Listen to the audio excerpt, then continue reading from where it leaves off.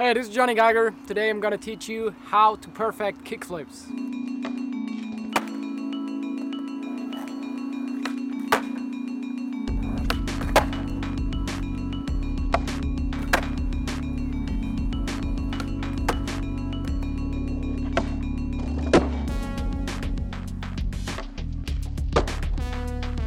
If you made it this far, you probably already know a kickflip kinda looks like this. It is usually one of the very first flip tricks skaters learn.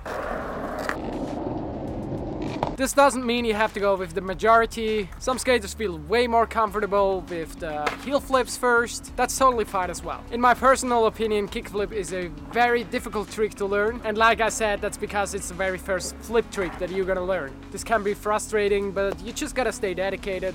Like, it takes its time to develop an understanding what is happening beneath your feet. This trick tip is more focused on how to improve your kickflips, how to pop them higher, how to make them look better, but it can also help you if you're still struggling to land it. And of course, it's a lot about practice to make a trick perfect, but I'd also say it's a matter of the technique.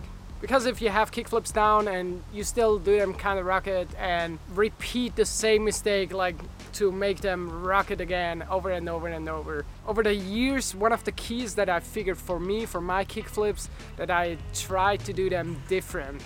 I've always found a foot positioning that would work better for me, and now I think I finally figured it out, but it's also pretty likely that I'm gonna change it in a year.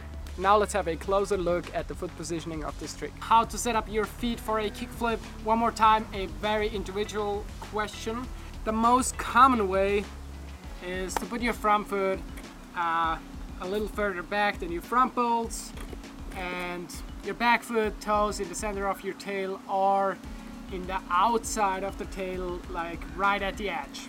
The reason why people set up their back foot at the edge of their board is before they're gonna flip, they're actually gonna force their board a little to go that way, and after that they're gonna flip this way, and it makes it way easier to flip.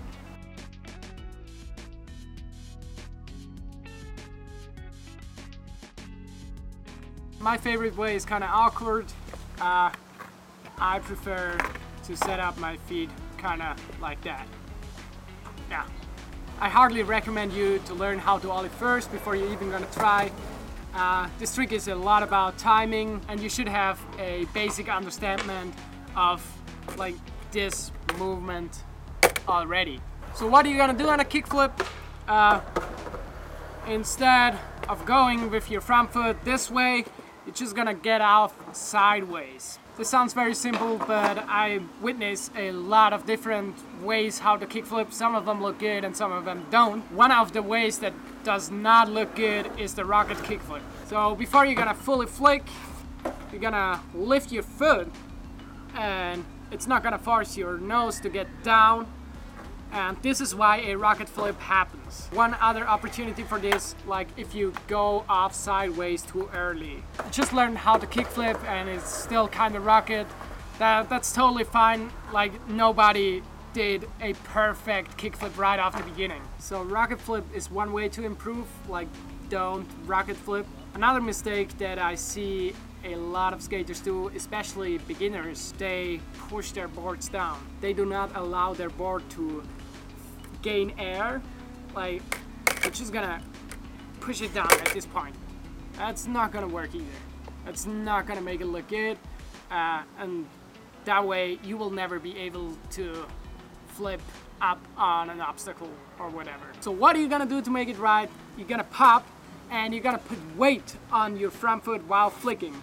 That way we would even be close to a more advanced trick, like the dolphin flip. You actually put a lot of weight, like way too much weight on your nose, and this way your board is gonna turn that way.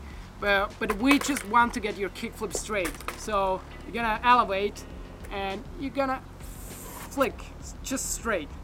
This way your flip will actually be horizontal, makes it look way better. So if you figured out how to flip your board this way, congrats. It takes a lot of blood and sweat to get to this point. Now you could already say you got perfect kickflips. Like, you can do them more effortless, you can make them look more effortless, you can pop them higher, but flipping it this way is the first step. Now it gets more advanced. Now you're gonna try to bone your kickflip, what makes it look steezy. I also gotta mention it's a matter of taste. Some people prefer this way over the other way. So if you wanna bone your kickflips, you're gonna put a little more weight on your flick foot, on your front foot, and it's gonna force your nose down. Also fully extend your front foot. That way. If it helps you think of Bruce Lee or whoever does like the best ninja kicks ever, try to do that. Now we have the opposite of a rocket flip. At the same time, you're gonna tweak your back foot. Once again, it makes it look super good. Tweaking it. Now you're gonna catch it and get it back. Land on it.